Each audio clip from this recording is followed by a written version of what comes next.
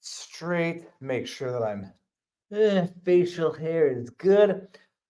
Good evening, everybody. It's very much your evening, and it's my late afternoon because I'm on Pacific Coast time, getting ready to do something. It's an interview, a segment.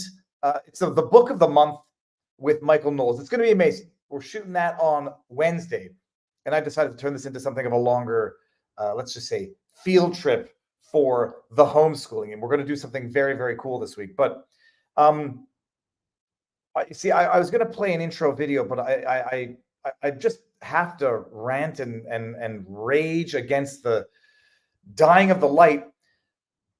We're going to talk with John Beaudoin, who has been compiling the statistics of health issues of the last, let's just say, 3 to 4 years. We don't know if what the causality is. Correlation does not equal causation. We don't know what these numbers are about, what's causing these wild.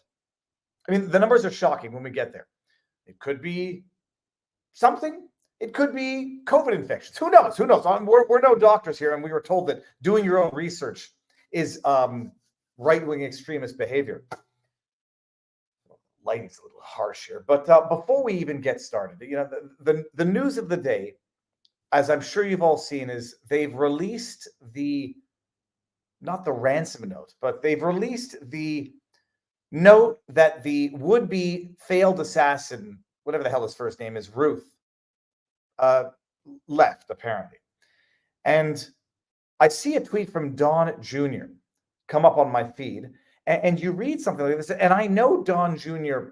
personally, maybe not as well as anybody else. I've met him now, I would say, at least a half dozen times, and he's a good man. Like, it's a full stop. He's a good man. Don't need to compare him to people who are worse. I'm not going to compare him to Hunter Biden. Don Jr. is a good man. And I jokingly say to him that his problem is, I forget who made the original joke, that he's almost too normal for politics. Whatever they always tried to say about Eric Trump, Don Jr. is actually true of other people. A little bit of the confession through projection. Don Jr., avid fisherman. He likes to hunt, and some people don't like that. Tough noogies. I mean, it's not my thing either, but people got to eat meat. And I don't think people know where the meat comes from. They think it comes from a shelf at a Walmart. Don Jr. is a good man, and he lives something of a too normal of a life, but I know him. And when you see a tweet like this, it actually upsets you. Now, it set me off this morning when I see this. This is Don Trump who says, what the F? Why is Kamala's DOJ publicizing Ryan Wesley Ruth putting a bounty on my father's head? And he referenced a tweet which is no longer available. We're going to get into that. And I was going to someone was going to screen grab the tweet. It's just what you do. I screen grabbed it, but I didn't want to share it because it's so vile. It's so obvious of a dog whistle as to what it is of the tweet. But then let's just get, the tweet came from Scott McFarlane, not to be confused with Seth MacFarlane. McFarlane News, CBS News congressional correspondent, Syracuse University alumni, 90s R&B super. I don't give a crap about your choice in music, you scumbag degenerate. Look at what this guy tweeted. He deletes the original tweet and then goes into an updated tweet, which says, Justice Department says this letter was written by Ryan Ruth, who was arrested near Trump Golf Course last Sunday. And then it says, note, it opens, quote, Dear World, this was an assassination attempt. By the way, DOJ is still on the fence as to what the motives of Ryan Ruth was. Other people grabbed it. I grabbed it, but I don't want to publicize it because it was such a vile, disgusting dog whistle of a tweet. This jackass, if he didn't know what he was doing, he should be fired for not knowing what he was doing. This was the original tweet. New, seeking to get Ryan Ruth held in pretrial jail in alleged assassination attempt against Trump. Oh, I'm sorry. It sounded like from your other tweet, you just said the starting line was, this is an assassination attempt. Forget that. You're confused, Scott. Justice Department alleges this letter by Ruth was discovered last week. Quote, this was an assassination attempt on Donald Trump, but I failed you. I tried my best. I'm not even reading the rest of this. I will offer $150,000 to whomever can go. I keep making the joke, people, that it's like the movie SWAT, where this criminal drug lord who's worth however many billions of dollars says, I offer you $100 million to anybody who can bust me out of jail, and calls out all the nutbags from the woodwork who want to go for this $100 million reward to bust out a criminal drug dealer from jail. That guy wrote that letter is one thing. That Scott McFarlane of CBS News decided to publish the letter. Everyone's publishing it. Why not? Nobody wants to be last to the game. They want to be the first ones to publish that letter. With the header, alleged attempted assassination, and then goes on to cite it almost as if to say, let me do the advertising for Ryan Ruth that he's not doing for himself. Scumbag of the earth is what that man is. He deleted the tweet and then qualified it. The first letter was, this is an assassination attempt. Okay. Can you imagine how corrupt the DOJ is to release that letter? You do recall when it came time for the transgender shooter in that at the Christian school, and they couldn't figure out the motive, right? And they suppressed that manifesto that the unhinged kid had written. They suppressed it for months. It took FOIA requests, from what I know. It took a leak. It took Steven Crowder getting a leak to actually disclose what was in that manifesto. What we have is weaponized concealment and weaponized disclosure. When they don't want to publish what was in the manifesto, they don't. And they fight tooth and nail not to have it disclosed to the public. When there's something racist, xenophobic, my goodness, they leaked that manifesto right off the bat. Anti-Christian, not so much. Anti-white, illustrating the indoctrination powers of the mainstream media, they suppress that as much as they can. The DOJ came out and released this letter unredacted, as if anybody needs to see the details in that letter, because they want that to serve as a dog whistle for anyone else. They want it to serve as the exact same purpose as to why Ruth wrote it. I failed. I offer a bounty to whomever can complete the job. How did that dude know that he was going to fail when he wrote that letter beforehand? Who knows? Who is he going to get that $150,000 from? There's a joke going around the internet, and it's a joke because past his prologue, that the $150,000 bounty was actually going to be, CIA assets. You remember in the Gretchen Whitmer Fednapping, when the FBI and intelligence was giving prepaid credit cards to the would-be entrapped kidnappers in that plot, just financing them left, right, and center. Here's $5,000 credit card. Let me go drive you around and show you how to make bombs and take you to her place and show you. Where do you think Ruth was going to get that $150,000 from? Where was he even in his own mind going to get that from? This was the same guy who was giving interviews, complaining that people wouldn't even give $5 to buy vests for Ukrainian soldiers. When he would go around asking for people to donate, it was upsetting because nobody would. How selfish are they? He wants to make the world a better place. Peace and love, while he arms up and tries to go assassinate, touch wood, who will be the next president of these United States of America. And the DOJ releases that unredacted as if to say $100 million to anybody who can bust this drug lord out of prison as he's being transported from one prison to the next. That's the plot of SWAT. It's egregious. I mean, it's not just criminal. It's criminal. It's criminal in all respects. And you see Don Jr. saying, these mother effers are publicizing a bounty on my father's head. I know people out there think Donald Trump is Satan incarnate. They compare him to Hitler all the time. That is someone's father. That is someone's grandfather. Donald Trump, set aside the fact that you might have been brainwashed into thinking you hate him. Congratulations, you're a sheep and an idiot. That is a human. And in as much as it seems like this, like civility is a one-way street. I won't say the right versus the left, but the red-pilled people out there are not calling for the assassination of their political rivals. They're not calling for the harassment of their family members. It's like they don't play by the same rules, and it sort of makes for an asymmetrical political warfare landscape where you have people publicizing a bounty on the president and 45th and maybe 47th. And you have good people like Don Jr. who tweet out, like, I have to explain to my son why people are trying to kill their grandfather and why the DOJ seems not only complicit in it, because this is not an act of complicity. This is an act of accomplice, instigator, promoter. You put that unredacted letter out there, you fight tooth and nail to hide the transgender kids manifesto, and then you release this, nothing more than a call to arms in a literal sense. Scum of the earth is what the DOJ is for doing that. And they know it, but they know exactly what they're doing. and I'm presuming intent. They either know what they're doing or they don't know what they're doing. And in which case, the outcome is the same. They should all be disbanded and scattered to the winds like shards of wood, although that didn't work out very well for the last person who said it, so I got something on my arm here. They either know what they did or they don't know what they did, and both outcomes are equally as awful. All right. Oh, people, we're going to bring John Beaudoin in a second. Don Beaudoin, and I told him it was going to be a bit of a longer intro because I was particularly enraged about what I saw. But before we even get started, people, talking about corrupt governments doing everything they can to screw everything up and screw your lives up. And I heard some genius talk about how the feds are cutting interest rates to jack up inflation because you need a certain amount of inflation after 2 years of record inflation. Oh my goodness, people. It's no secret that we live in very uncertain and volatile times. The dollar is collapsing and faith in our monetary systems are at an all-time low. While inflation is skyrocketing, no one has a clear crystal ball when it comes to the future. And the truth is no one really knows what's going to happen. But it's really important to protect yourself financially. I give myself the insurance by investing in hard physical assets like gold and silver. Historically, gold and silver have been one of the safest investments, and it allows me to hedge my bets against runaway inflation.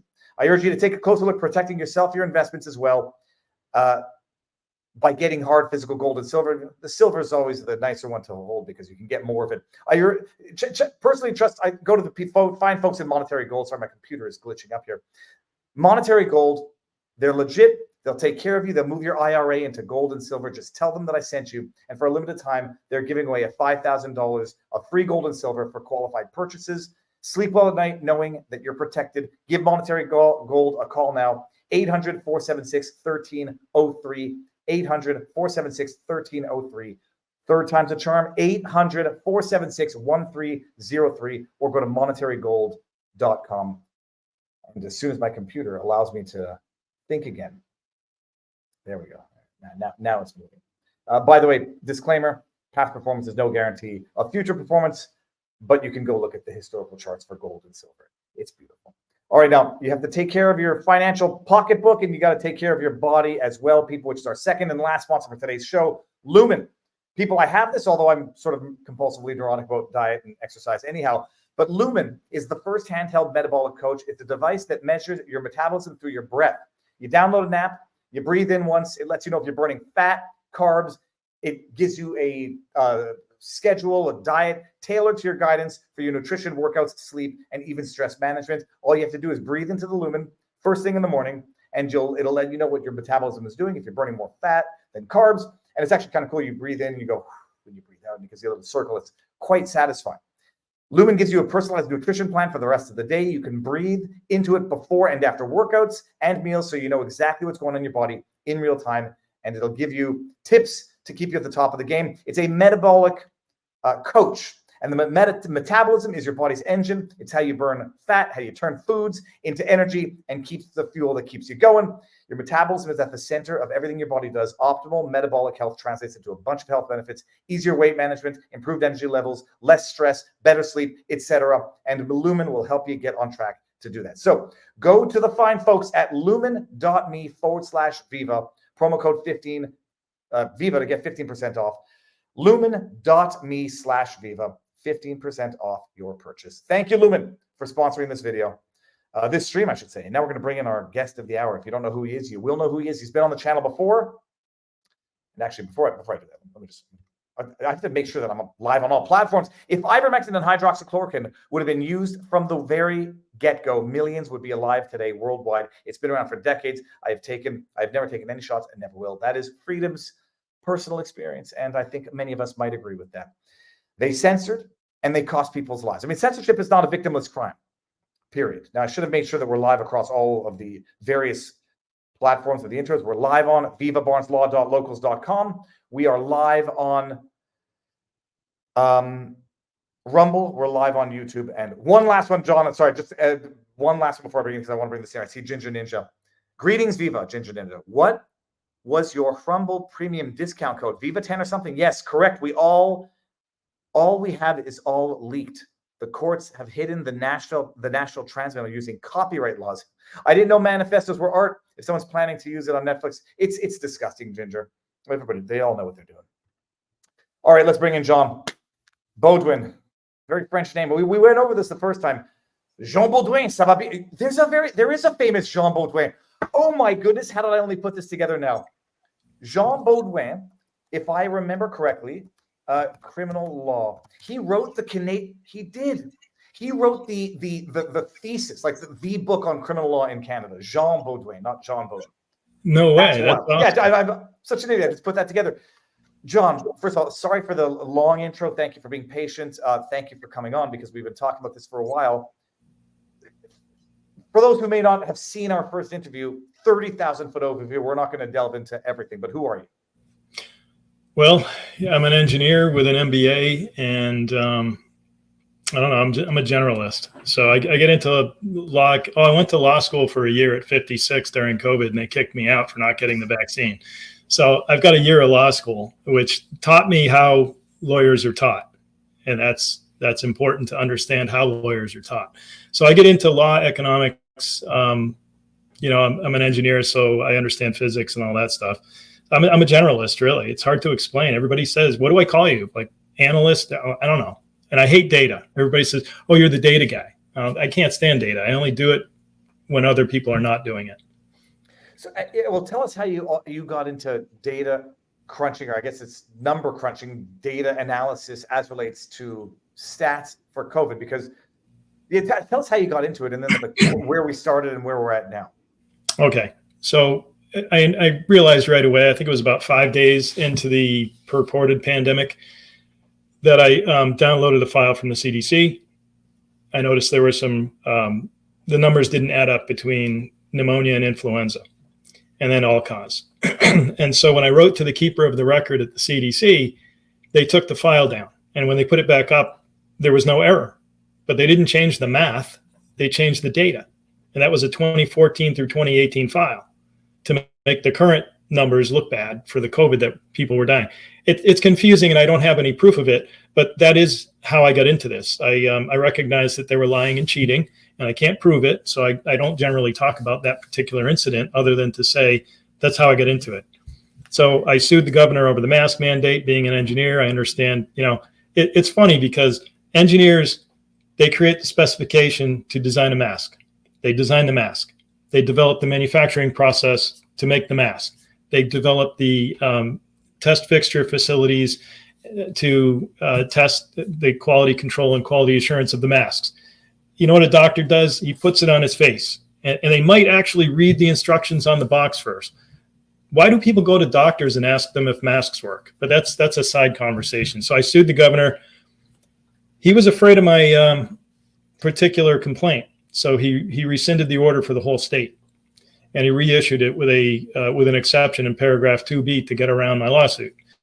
And my lawsuit was that I'm deaf in one ear, and you're depriving me of receiving free speech from others because I can't see their lips move because you ordered them to cover their mouths. So in exception, paragraph 2B in order 55, it says, by or between people hearing impaired, neither of you have to wear a mask. That was just to dismiss my case on standing because I no longer had a particularized complaint. So that's how I get into it.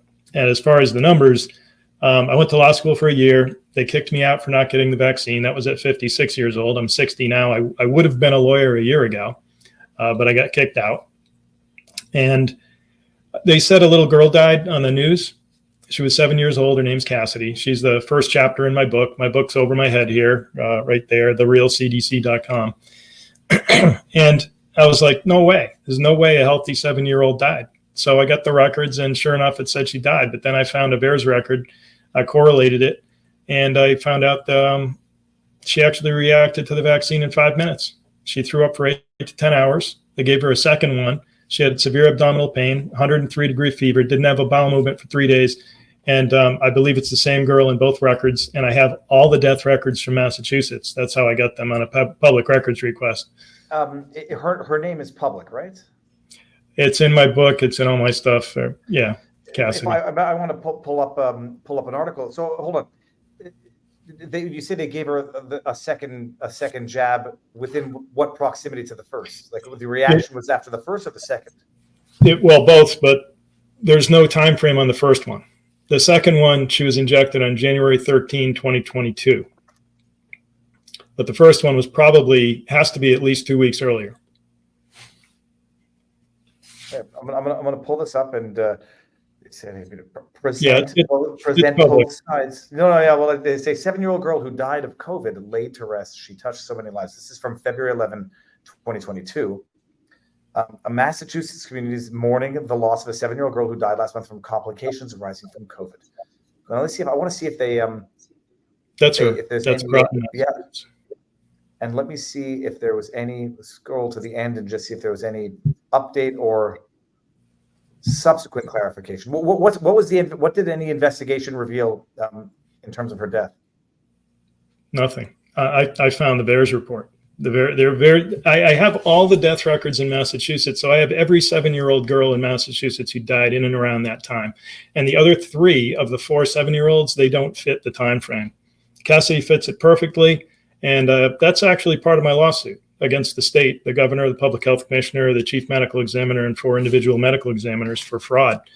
I'm asking, is that her?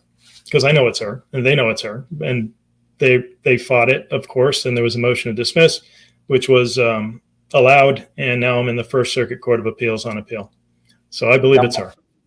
And now I'm pulling up, let me see here. I just happened to pull this up from, how do I bring back the screen once we're already in it? I want to go with it. Hold on, I'm going to remove and bring it back in here. This is a lawsuit that you filed. What is this? Complaint for temporary restraining order, preliminary injunction, permanent injunction, and other declaratory and injunctive relief. This is you, John Paul Beaudoin Sr. What's the date on that? Is that the amended complaint or the initial one? I believe this would not be, it does not say amended. So Okay. So that's the August 2022 complaint. All right, this was tweeted by a 7-year-old girl. Down here. 7-year-old girl, Cassidy reacted within 5 minutes of the vaccination and died a few days later. No mention of COVID-19. Vaccine on her death certificate. Instead. So what are the details on her death certificate, which we don't know if they correlate, but you presume it is? Because I have all the records, here's what I can do. It says exactly in part 1 of her death record, and that's the causes of death. Part 2 is other potential contributing factors. So part 1, complications of coronavirus 19 viral infection. That's it. Nothing else. It doesn't say what the complications are. Doesn't say pneumonia. Doesn't say anything. Now, that's Michelle Matthews, one of the named defendants in my case. Michelle Matthews wrote that, I think it was 22 times. Where does she write it 22 times?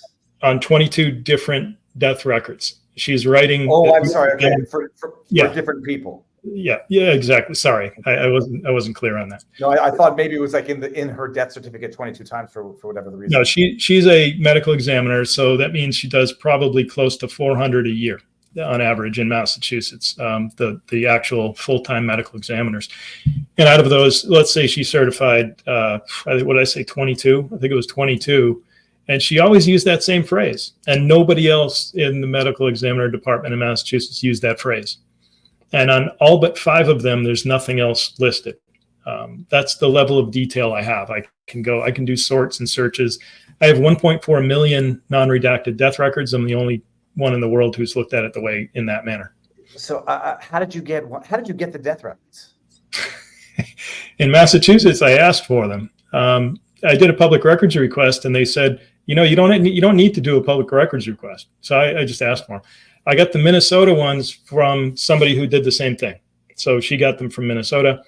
And then in Connecticut, you're gonna like this, but please understand the way I say this. I am doing a research paper on the regional effects of temperature and humidity versus heart disease for Connecticut. And so I submitted an application to do a research paper on the regional effects of climate change versus heart disease in Connecticut. The research study was approved, and they gave me all the records in Connecticut. And my incidental findings are that I found all kinds of other stuff. But I'm not committing fraud because I am doing a research paper on that. There's a guy at MIT doing it right now. Okay, that's quite fascinating. Okay, so well, actually, just back to Cassidy. Her name is Cassidy Baraka. Yes. Okay. 7 years old, passes away. The death certificate says complications arising from COVID infection. Yes. And that is all. And that's it. In part one. In part 2, it says asthma, Oh, this is a good one. Fungal and bacterial pleurisy, which I believe was from wearing a mask 6 days a week or 5 days a week, 6 hours a day. She ended up dying with, it wasn't a complication of her death, but she died with fungal and bacterial pleurisy, both of which would occur from wearing a mask in front of your face for 6 hours a day. Fungal pleurisy. This is, you've never reached out, or have you reached out to the parents? No, I was going to, but there's some involvement with David. I mean, this is conjecture. The Department of Children and Families was called 2 weeks prior to that because an EMT had been in the house and apparently reported some kind of conditions in the house. I think a lot of junk laying around, maybe. The Department of Children and Families never showed up. The Channel 5, I think it was, went to her doorstep, knocked on the door to ask her about that after her daughter died. I mean, these people are evil. That's an evil reporter who would do that to a parent who lost her child. To ask, why was DCF making a call here? They were trying to, I believe, threaten her that DCF's going to do an investigation into you if you don't drop the fact that the vaccine killed her. But that's just my conjecture. No, for sure. Do you know if there are other siblings in the house or other children? No, I don't even know if somebody said she was adopted. I don't know if that's true. The father was not in the house. There's no mention of a father anywhere. No, it's like impossibly. There's no way to reach out to grieving parents under those circumstances at all. It's not like your CNN that shows up on the front door. Yeah. So the court proceedings that we just looked at there's an amended version. This is a request for information? Well, the adjunctive relief I'm asking I'm asking them to admit the fraud, stop committing fraud, and correct the old records. And when I say fraud, I mean, I found well over 100 accidental deaths, such as blunt force trauma to the head and torso, acute fentanyl overdoses. They tested dead bodies for COVID, and they called them COVID deaths. And they ran up the numbers for COVID death to make everybody afraid of COVID. And I caught them. So I'm asking them to admit that publicly, make some press releases on that, and tell the people the truth. Also, correct the records of the vaccine deaths. And I found many vaccine deaths correlated to the VAERS reports. Cassidy was only the first one. There's one, Brianna McCarthy, who was 30 years old. She was an English teacher in a high school. And she reacted within hours to the Moderna vaccine with a terrible headache. She went to the emergency room twice in a few days. And they told her, the emergency rooms for COVID patients, you only have a headache, go home. She was having a stroke that whole time. And she ended up dying from the stroke. She had seizure paralysis. She was brain dead within a few days, and was taken off life support after a couple of weeks.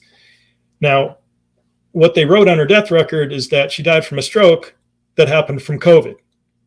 But there's a brief report from the Neurohospitalist Journal, which is 6 doctors from Harvard Medical College and Beth Israel Deaconess Medical Center. The title of the report is Fatal Post-COVID mRNA Vaccine Associated Cerebral Ischemia. It means the vaccine killed her by stroke. Every paragraph says the vaccine killed her by stroke. Yet there's no mention of the vaccine on her death record until a couple of months ago, which is 3 years after she died, because a family member had been contacting the state over and over trying to get the death record to reflect the true cause of death, which was the vaccine. So you have the state telling people that people are dying from COVID by writing it on the death records, like Cassidy and like Brianna, that's Brianna McCarthy, when they really died from the vaccine.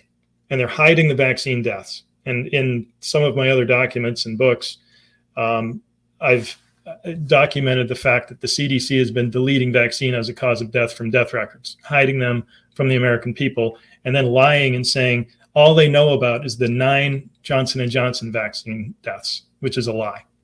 They're caught. Okay, so did they, for Brianna, did they end up updating her death certificate? Yes, they did. Yeah. And very. So this is okay. And what did they amend it to, or amended to include? Just COVID vaccination, but they put it in front of COVID. So the last thing listed is the underlying cause of death. So in the causal chain of events that cause death, you go back to the root cause. They're still saying the root cause is COVID. Now, in the brief report by the doctors, they stated that she was asymptomatic and tested positive for COVID 3 months earlier. It was really 4 months, but whatever, you know. So 3 months earlier, they have a positive COVID test. They're attributing the death as the underlying cause still to COVID.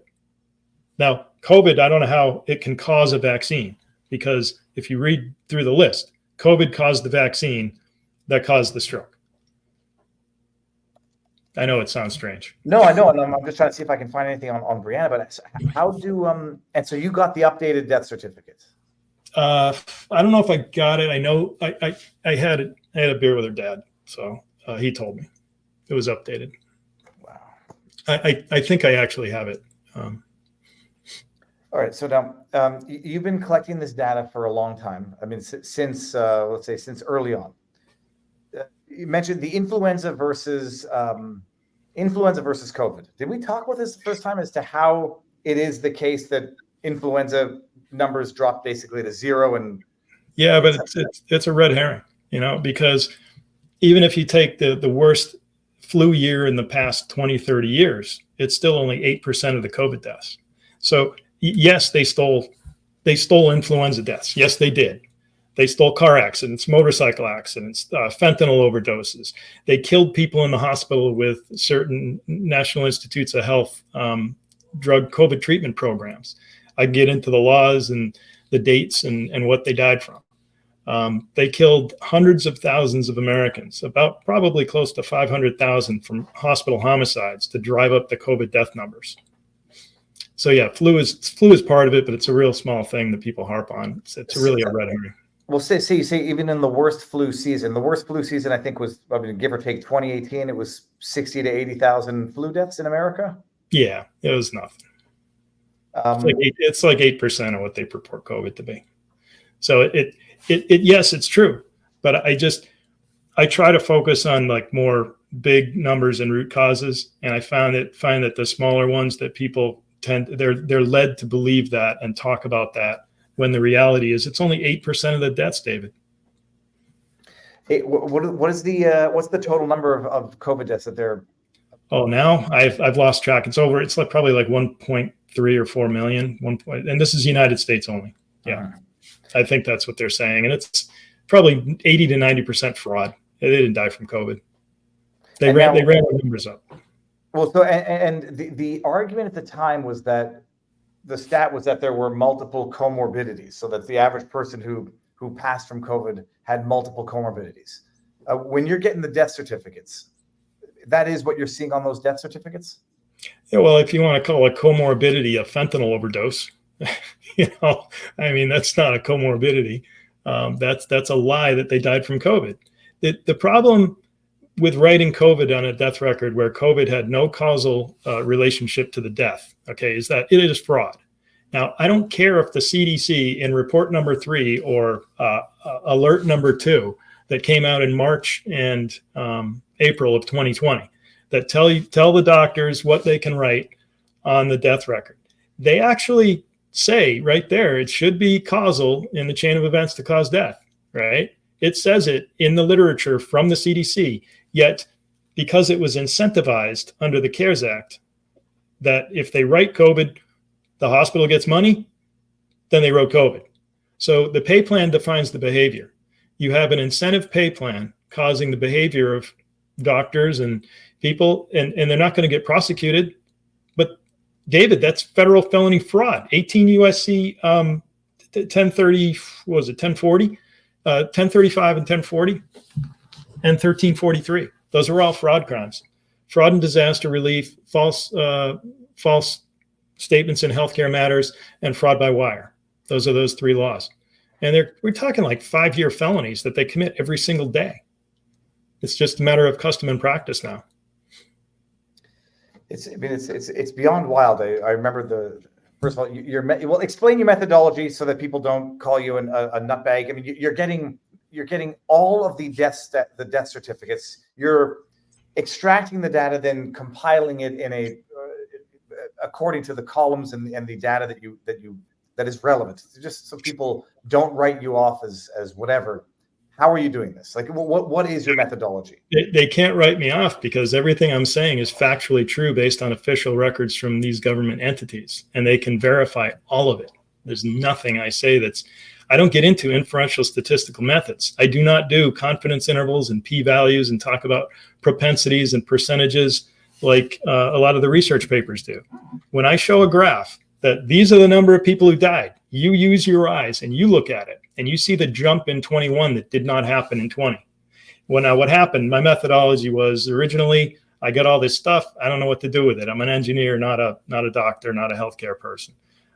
So I started looking in the spreadsheet and I said, well, I'll look for hotspots. So I looked for standard deviations above mean for age groups and semi-monthly periods in a big matrix.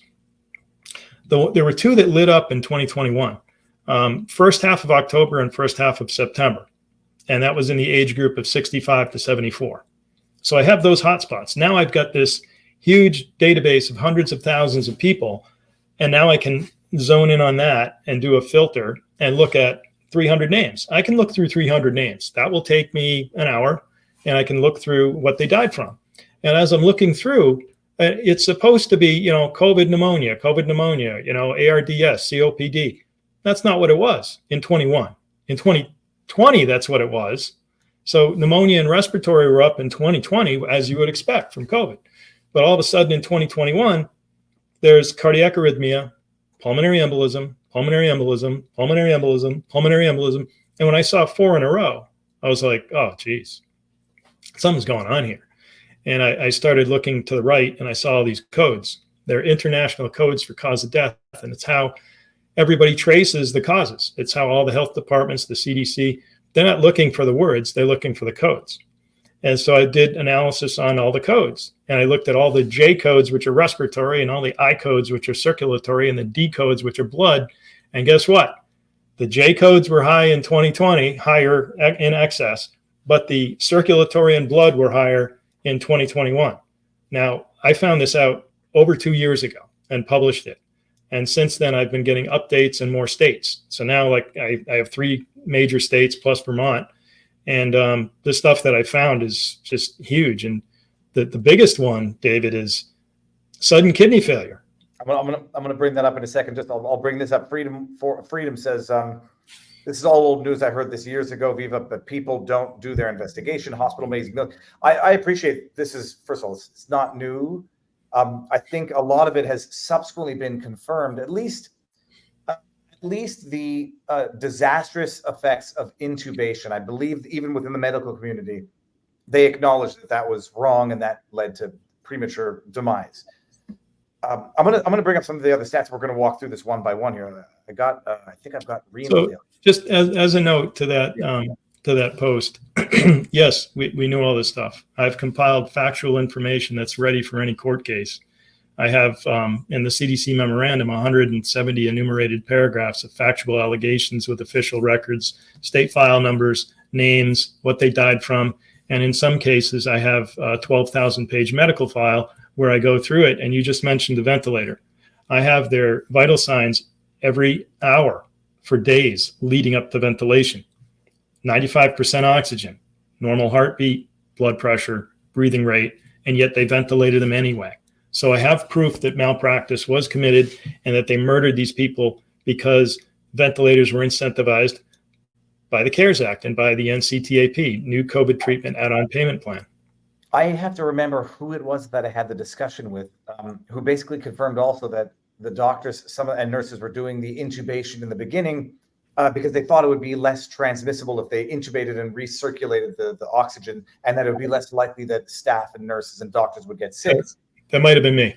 No. It was a doctor, because I remember. Oh, really? Oh, okay. Because I said the same thing. A doctor told me that.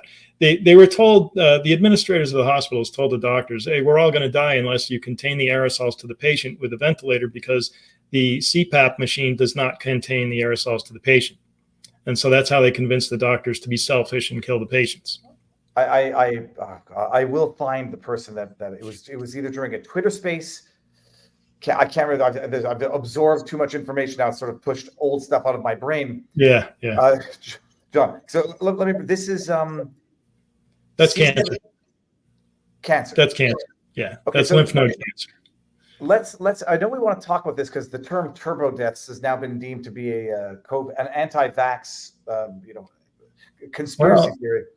I can tell you my theory on the turbo, although I'm not a doctor. But there's two things that are happening. One is there are more people dying from cancer, and there are more cancers even in an individual person taking hold. So somebody's immune system is either downregulated or dysregulated, so that the cancer cells that we create every day are allowed to grow. There comes a point, though, where a tumor, if it's a tumor, needs a blood supply to grow fast. So as far as the fast-growing turbo aspect of it, it needs a blood supply to bring nutrients so that it can grow fast. So now you're talking about what's called angiogenesis, the creation of new blood vessels to feed that tumor. And guess what? It's and this is what I'm writing right now. I'm telling you, like an article that I'm writing.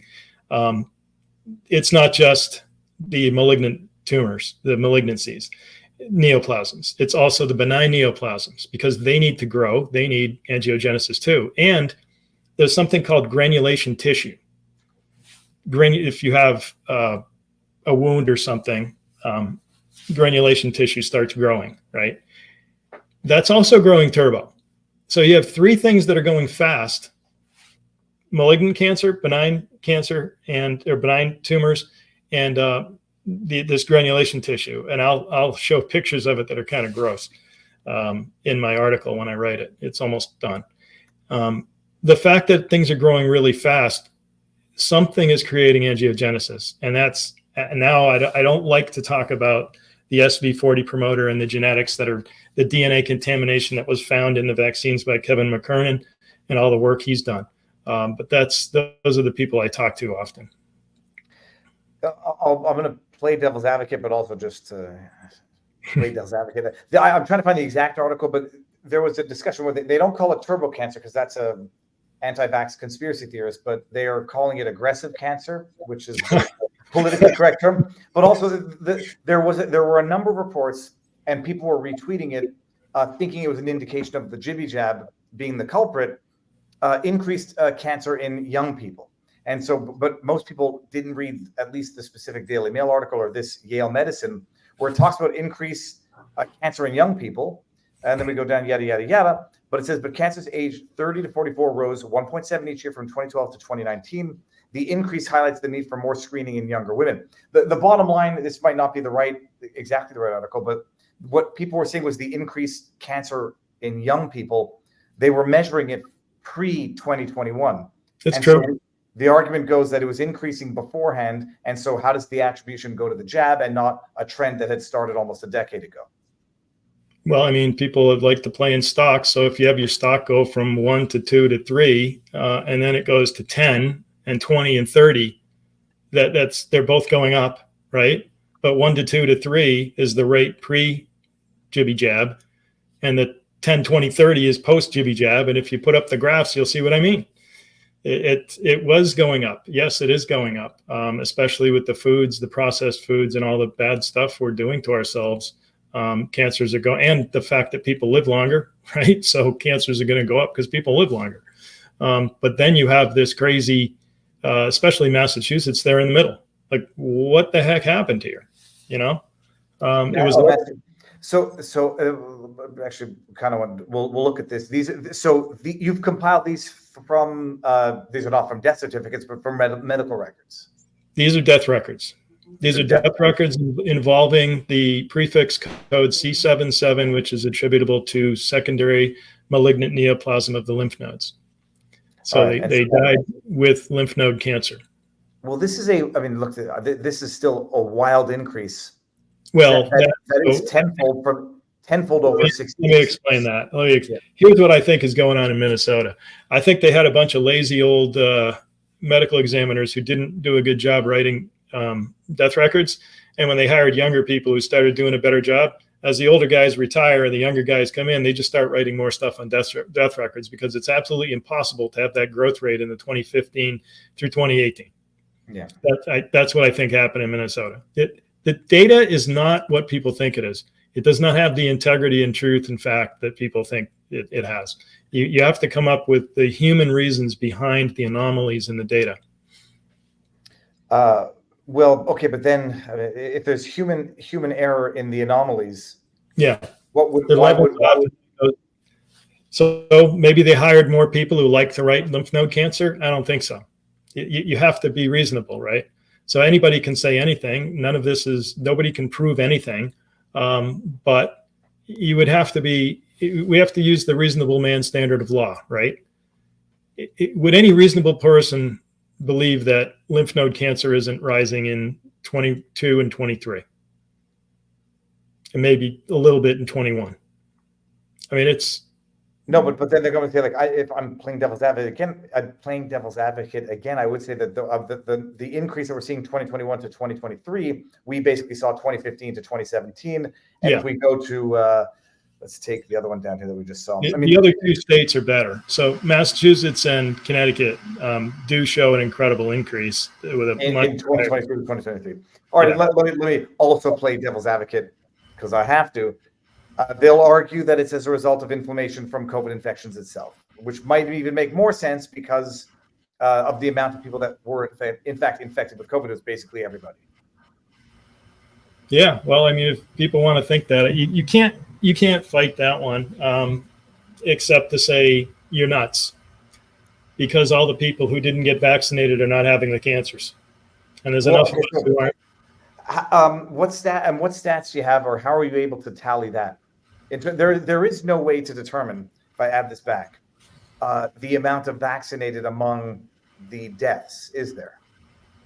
Actually, the Connecticut Memoranda Series Volume 2 that I put out about 5 or 6 weeks ago, I have over 100 vaccine deaths where I have the vaccine dates in there.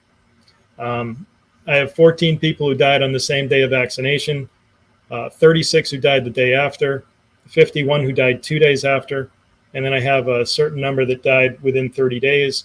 And then I compare that with the number of people who would normally die within those 30 days in Connecticut, and it's much higher. So, over 1,000 people died in Connecticut alone. But I have the names of people in there. I have what they died from, and I have the vaccination dates. Yeah, I'll bring up acute renal failure. We're going to have the same discussion with this as with the others. So let me zoom in. We can definitely see it. Interesting on this one, pretty much. I mean, you can deduce whatever you want from the number, but it's clear that there's less in 2023 than in 2022. Yeah, so this is the biggest killer. People need to understand that sudden kidney failure, that means you didn't have a problem before. It's not chronic. Chronic is N18. This is N17, acute. So you didn't have a problem, all of a sudden you have a problem and you die with this ailment. What this translates to and extrapolates to is 155,000 excess acute renal failure deaths alone in the United States, going down to ages of teenage years. They killed a lot of people. And I say they killed because this can only have been done by man. This was not done by COVID. I have some really complicated graphs we won't get into here that show that it did not happen in the first wave of COVID, except in Massachusetts, where Beth Israel Deaconess Hospital and Medical Center was the trial for remdesivir. They had a lot of sudden. I'm a step. I'd say I'm a step ahead of you. That was going to be my next question. Let me just bring this up because AI generated a very interesting answer to this. According to systemic review of meta-analysis of randomized clinical trials, remdesivir treatment likely has little to no effect on the risk of acute kidney injury, AKI, in COVID-19 patients. So the AI is telling us that there's no acute renal failure with remdesivir, but I'm fairly certain I'm going to have to go find something that confirmed that was one of the known potential side effects. Well, it was, but this is interesting. People get mad at me, especially those involved in remdesivir lawsuits with Gilead. I'm not saying it's remdesivir, but something happened in hospital. Okay, you go in and on a positive COVID test, they put you on remdesivir. Now, I do have a couple of medical files that are a couple thousand, actually one's 4,000, one's 6,000 pages. And the creatinine levels, liver enzymes, there was no problem after the remdesivir. The levels kicked up after vancomycin. And what happens after you go on a ventilator, you get an infection, and if it gets into your blood, you go septic, and what they give you for sepsis is vancomycin. Every time somebody was, of the 5 files I have, all 5 had vancomycin, all 5 died of acute renal failure. 2 of them had remdesivir, 3 of them did not. 2 of them had baricitinib, which is an immunomodulator, and the other 3 did not. And 1 of them had neither. They all had vancomycin, they all died of renal failure, and none of them were vaccinated. Yeah, but John, that's only 5, but you know, it doesn't. They all had COVID. Yeah, they all had COVID. Yeah. Well, so that wasn't it. It was the best article. No, well, this is from September. People who stayed home didn't die from renal failure from COVID. Nobody that stayed home died from renal failure from COVID. Only people who went to the hospital and get the NIH drug treatment program died from renal failure in the hospital. But David, is a second signal, and this is a really complicated thing where COVID is seasonal, right? So you get it; it's more in the winter than the summer. So it turns off and on in the seasons. More pneumonia deaths occur in the winter than in the summer. So if you get COVID or you get pneumonia thing, you go to the hospital, you get put on all these drugs, and you die from renal failure. So more renal failure deaths happen in the winter than the summer as a secondary effect, because you're being treated for COVID. You get more dying in the winter than the summer. But that's in 2020, right? And it continued through with these peaks that are going up. But in 2021, it didn't return to baseline in the summer. In the summer of 22, it didn't return to baseline. In fact, in the summer of 2021, it was higher, and the baseline was higher in the summer. And in 22, it was even higher, and in 23, it was higher. So what does that mean? There's a secondary signal that's linear. So you have a seasonal sine wave, right? A seasonal death sine wave, and then you have a linear signal, and the linear signal is the uptake of vaccine. So there's 2 things going on. One thing, people are dying when they go to the hospital, they're dying from renal failure. And another thing is potentially the vaccine involved. And it wasn't COVID. And I prove it in the graphs. It was not COVID. Let me again play devil's advocate. Has there been any explanation that it might be increased alcohol consumption during the stress of the lockdown? I'm trying to think like a scoundrel. I'm actually Googling it as we talk. Like, yeah, but you forgot one thing. You forgot the Perseid meteor shower in August. Maybe that was it, David. Well, no, I mean, I'm sure they were drinking, they were stressing. Okay, so the renal failure correlation is actually, stunning. What are these? Let me just bring up. I want to bring this back up here. I'll tell you how stunning it is. It's the greatest life loss in 100 years in the United States, including the purported COVID deaths, because those deaths are over 80, and these are younger people. So the life years lost from acute renal failure is bigger than H1N1, bigger than Hong Kong flu, polio, smallpox. The only thing bigger in the United States in the last 100 years is World War II. How come nobody's talking about this? What is the average age for the renal failure deaths? I didn't do it that way. I used individual age groups, okay, and I used the average within the individual age groups and looked at the differences. So I don't have that calculation. It's complicated. It's one of those complicated ones. There's definitely an increase across the board from 2020 to 2021. So they'll say that's COVID because by 2021 they didn't have the jab just yet.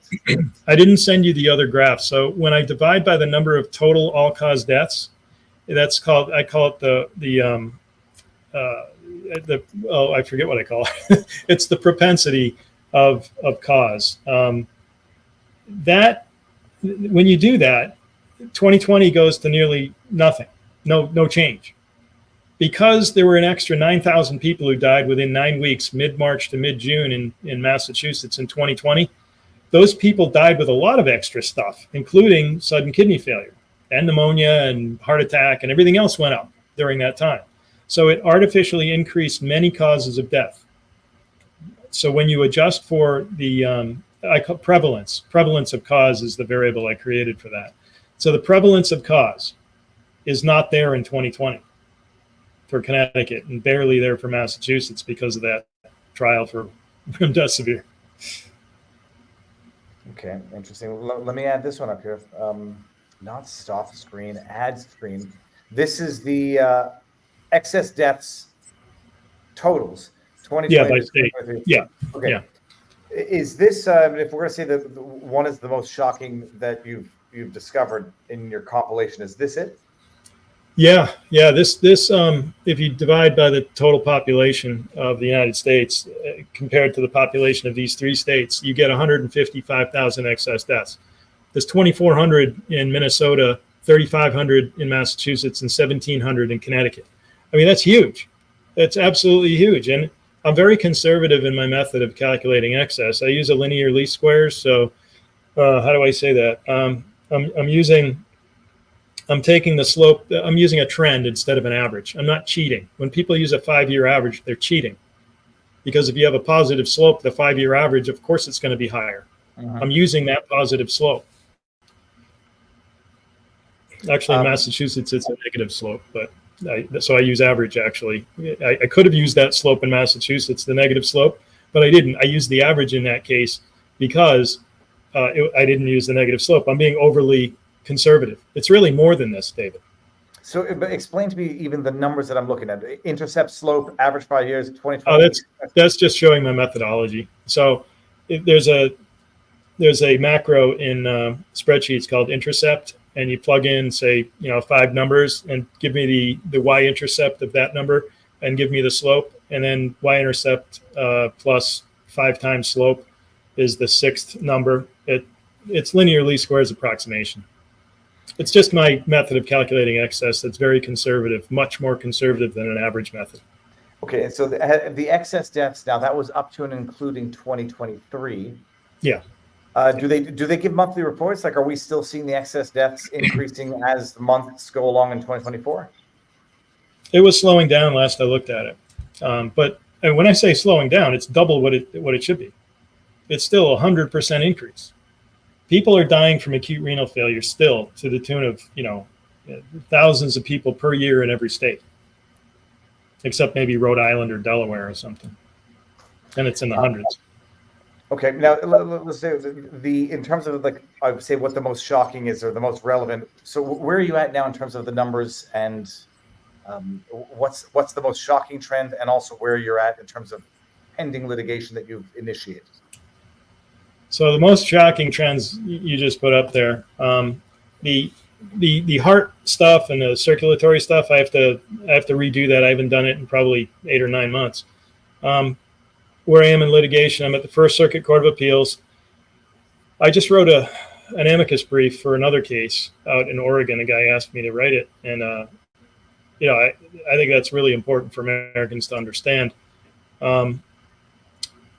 The Connecticut Memoranda Series Volume 2 that I served a few weeks ago, that's another 171 enumerated paragraphs of factual allegations with all the people who died from the vaccine, like I said. It also has a legal analysis of involuntary manslaughter and a Connecticut state fraud statute. The acute renal failure was in late June, early July. Now, I served these to the Connecticut governor, attorney general, public health commissioner, and in the case of the vaccine deaths, I sent the auditors of public records under a whistleblower law, and I cite the law in it. So all the laws are cited, the legal analysis is there, the facts are all there. There's no question these vaccines killed hundreds of thousands of people in the United States, and I have the receipts. I got the records of a lot of them. And when the CDC is saying only 9 Janssen deaths we know about, and I'm looking at the records that they get from the states that expressly state the vaccine was causal in the death, they're lying right to my face. Well, and then I tell them. Okay. Well, the difference between your analysis, the conclusion of your analysis versus the official stat, and where they've identified it as a contributing factor. Like, let's try to not meet somewhere in the middle, but rather just get that assessment that can't be done. How many records is the jab identified as a contributing factor? So not even a contributing factor, but a cause of death. 4 in Connecticut. The first one is coded with Y59.0. The next 3 are not. The CDC is responsible for coding them with Y59.0, which means viral vaccines. So That means the English words are put into the Transax and Acme software that the CDC has. The software is supposed to generate the code that means the vaccine killed the person. That's the only way to track what's killing people. So Y59.0, it was there in the first one. The machine, the software read it properly and applied the code. The next three, it's missing. What happened? Did somebody delete them? Now in Massachusetts, the first one, Solomon Kizito, 60 years old, died January 16, 2021. First one is coded. Acute bronchopneumonia in the setting of idiopathic thrombocytopenia in a person recently vaccinated. Now, the vaccine causes thrombocytopenia. We know that. Oh, that's my favorite site too. You've got the best one to look at. Y59.0 viral vaccines. Sorry, actually, I'm an idiot. What does viral vaccines mean? It's the vaccine for a virus. There's bacterial vaccines. Okay, fine. Okay. Yeah. I understood the term viral differently there, but okay. It's a general category. There are other ones that can be written, like T88.1, other complications from immunization not elsewhere classified. Okay. And so, but I'm interested in Y59.0. How many Y59.0s in America? About 256. It's in my Connecticut Memoranda Series Volume 2. I have the exact number in there. So I think we probably, I think, not that I know more than 200. I think we could all agree that number is ridiculous. It's just understated or not entered. But how many where it's identified as a contributing factor, not necessarily the causal factor? Well, I didn't finish the causes yet. Let me run through that real quickly. So the first one in Massachusetts was coded with Y59.0. The next 9 were not. So guess what? There's 10 in Massachusetts that actually expressly state in Part 1 under causes of death that the vaccine was causal. And I'm talking like drop dead 5 minutes after getting the vaccine in the clinic. And 2 hours later, and 2 days, and 1 day, and pulmonary embolism, and cardiac arrhythmia. So that's 10 in Mass, 4 in Connecticut. In Minnesota, there were 9 where it expressly states it, and 3 of them are coded out of the 9. Now, Greg Piper from Just the News picked up an article by Aaron Hertzberg, who is a friend, and he wrote the Minnesota data up first. He had written an article that got published in Brownstone and read by millions of people. And it said something like CDC commits data fraud by not applying the code, right? Y59.0 for expressly stated vaccine deaths. And Greg Piper picked it up, sent it to the CDC Public Relations and said, what's up, guys? Do you have a comment? So Kristen Nordland, and this is paragraphs 49, 50, and 51 of the CDC memorandum that you can find at therealcdc.com over my head here. You can buy that book. In those paragraphs, it states, Kristen Nordland replied via email and said, the article is wrong. The deaths in question say vaccination, not vaccine. And a vaccination is not a disease or cause of death. Does that make any sense? She's differentiating. The tautology to always have it to never enter it. She's making an excuse saying that. And then she also said it does not say side effect of or adverse effect of. So what she did is she took the 3 that were coded, the 6 that were not in Minnesota, and she tailored her excuse. She wove a narrow path of vaccination, not vaccine, and side effect of and adverse effect of. She didn't realize that we had Massachusetts, and Solomon Kizito's death record says vaccination, not vaccine, and it doesn't say side effect of, it doesn't say adverse effect of, and it was coded for Y59.0, making her statement further felony fraud. She lied. All right, but okay, the underlying problem in all of this is that until one can determine what the definitive, everyone has. Okay, let me see if I can phrase this properly. You get the death certificates that does not contain vaccination status. And so everybody's been infected virtually. The argument to the go-to on all of this is going to be, this is caused by infection and not by the jab. And until there can be a vaccine status correlated on all of the dead, on all of the deceased. It doesn't have to be all of them. I found hundreds of fraud. And when I say that, it says on the death record, vaccinated on this date. Some of them actually say that. I found the few. I combed through manually. I looked for anything that is VACCIN so that I could capture vaccination, vaccinated, and vaccine. And I also, unfortunately, captured unvaccinated, which they wrote a lot. So I had to dismiss those. I got the dates. I got the times. They attributed these deaths to the vaccines. They're absolutely like myocarditis that everybody knows about, right? That's only 1% of the overall COVID deaths. Arrhythmia. I know these people died within 24 hours of the vaccine in many cases. I have it. And then I can't really talk about it, but there's a federal database that I'm not supposed to have that I got that has the vaccine dates of people on them. And I was able to correlate. So I have a whistleblower database. It's I write where I use that data. I write that's what I used. And then in addition to that, I have the VAERS records that I correlated. And I go through every person that died that day that correlates to a VAERS record of a person that died that day. That is the same gender, the same age. And in some cases, like a 12-year-old Amaya who died from cerebellar, tonsillar, and bilateral uncal herniation. That's a hemorrhagic stroke.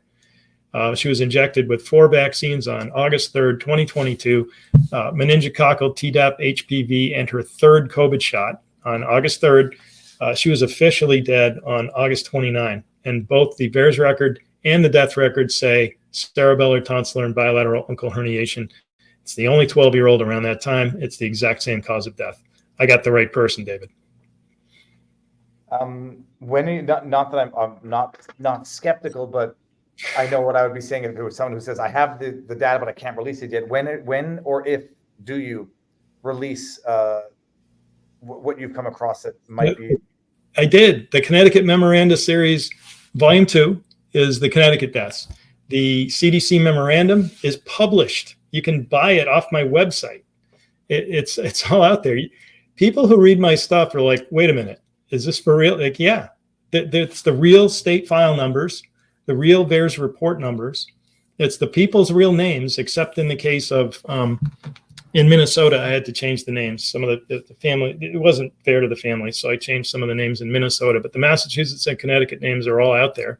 If they want to put me in jail, they're going to have to go through discovery and admit all the vaccine deaths. So I made a calculated chance here that if they come after me, we'll see what happens. But I got 0101 says Viva seems not convinced. It's not that I'm not convinced. I might be biased. No, I'm biased. I know what I already believe, and so I have to steel man or at least play devil's advocate. I know more vigorously because there is no way. There's no way of getting around the fact that they're going to say this all results from COVID infections and not vaccines. Because no, these people died within a very short time span, and they died from the same causes of death that the vaccine causes that COVID did not cause for a whole year. No, they'll say delayed. It's a delayed cause from COVID infection. It's delayed to the day they got the vaccine. It's the delay to the day after they got. If you read the Connecticut Memoranda Series Volume 2 and nothing else, there's nothing else better in the world. I know it's really difficult for people to believe that, but all the research papers with their confidence intervals and p-values and statistical inferential statistical methods, I can tear them apart. They don't know if they have a bimodal distribution function. They don't know what they have for a probability distribution function, so they always use a normal distribution. And in most cases, they're wrong because there's multiple variables that create different modes. All right, now I'm talking over your audience, but research papers are bullshit, man. This is it. This is hard evidence to convince any court or judge. Do you have any? I'm just thinking of a good test group. Do you have any specific data, or have you looked at specific data from Amish communities? No, I wish I did. I mean, I'm trying to think of any way to get that. Probably not anything to see. They're not dying from this stuff. They're just not. Well, that is what I'm sure. But then they'll say, well, they're not dying from acute, not retinitis. What's the word I'm looking for? From acute renal failure because they're healthier in general, so they don't eat the processed foods. And so it's processed foods, it's energy drinks, it's supplements, it's stress, it's sunlight, it's COVID infection, it's everything but, because back in 2021, they had already come to that conclusion. I wish I had the other graphs because I could prove to you it's not COVID. It's COVID.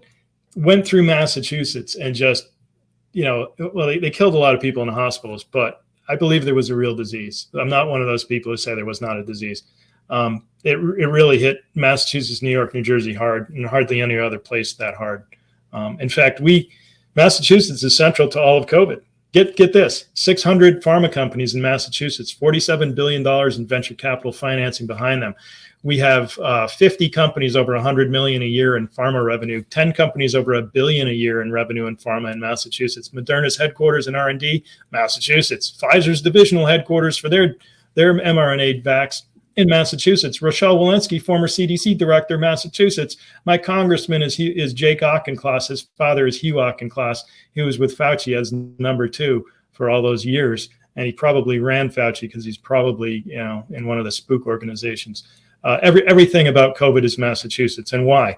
We had the most to gain, and yet we had the 3rd highest purported COVID deaths in the world on July 27, 2020.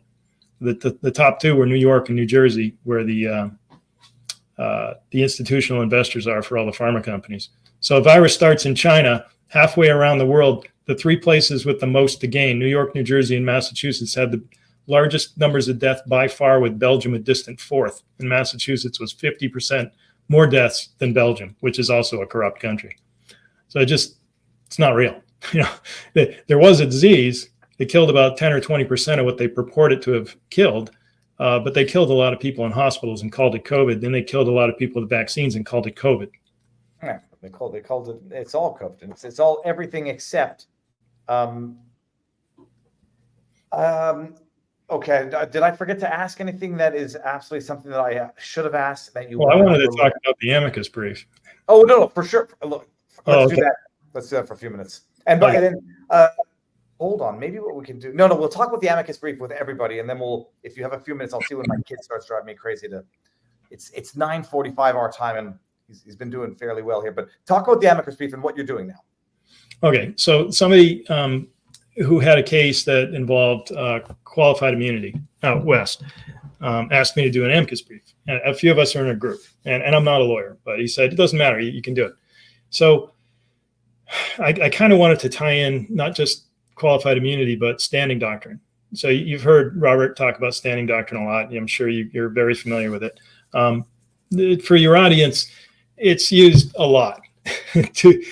All 3 of my cases cited Ashcroft versus Iqbal from 2009 and standing doctrine, which is a Rule 12b6 of the Federal Rules of Civil Procedure, failure to state a claim upon which relief can be granted. Just a bunch of words, don't worry about it. They say you don't have standing. So the attorneys general of Missouri and Texas went directly to the Supreme Court when they went against Pennsylvania for election fraud in 2020. The case was dismissed by the Supreme Court based on standing, and they cited Ashcroft versus Iqbal. All the cases are citing that. And what I do in the amicus brief is I go through an analysis of what I call dismissal doctrines, and I concentrate on qualified immunity and standing. And when I go through the you were just talking to Robert about Tim Pool's case, and what came up was personal jurisdiction. That's what you were, or in venue. Mostly, I think you were talking about personal jurisdiction, and the what's required there. There's something called minimum contacts in the state out of international SHU. So when you look at, I'm going to try to read from it if I have it here. So international SHU. That was cited 31,000 times since 1945. That's 394 times per year. Goodyear, Dunlop, that was essentially at home. That's another personal jurisdiction phrase you'll see in a lot of cases. That was cited 7,000 times, 548 times per year on average. So that's the seminal 2 cases basically for personal jurisdiction, which is a major hurdle you have to get over in order to get into court. And now let's get into the dismissal doctrines of, say, qualified immunity. Harlow versus Fitzgerald is 36,000 times since 1982, 1,700 times for Pearson versus Callahan. That's 25,000 times. So you're looking at 1,700 per year, 1,300 per year. And here's Mullinex versus Luna. That's a big one at 550 times per year, cited 5,000 times. Now let's get into standing. Ready? Here's the seminal case for standing. It kind of put a wrapper around what is standing. You need a injury in fact, and then you need traceability and redressability. Those are the three prongs of Lujan, and that's 41,000 times since 1992, I think it is. Yeah, so 1,300 times per year. Okay, you ready for Ashcroft versus Iqbal? You ready for this one? 2009. Okay. 268,999 times. 17,933 times per year. And then in the companion case is Twombly. And that's, what is that? That's Bell Atlantic versus Twombly. And that was 2007. So remember, John Roberts came in Chief Justice as of 2005. And you have two qualified immunity cases, which kicked up the numbers. And now you have two standing doctrine cases. 2007 is Twombly, and 2009 is Iqbal, and Twombly is 278,455 times it was cited since 2007. That's 16,380 times. We're looking at 20 to 30 times the rate of anything personal jurisdiction, 10 times the rate of even qualified immunity. That's two or three times the rate of personal jurisdiction. So, David, what's happened? Miller or Myler 2005 says the number of times a case is cited doesn't mean anything. Yeah. Here's what it means. It means that the lawyers were trained by the judges to use these cases to get everything kicked out of court. And the reason people are being kicked out of court is they're being told they don't have standing. They're confused. The lawyers are confused. I've talked to them. They don't even know why they're kicked. It's like, what happened? I thought I had standing. What is the most foundational right we have in the Constitution? It's the last part of the First Amendment, the right to petition the government for redress of grievances. Okay? Because I can stick my foot in your mouth and you can't speak.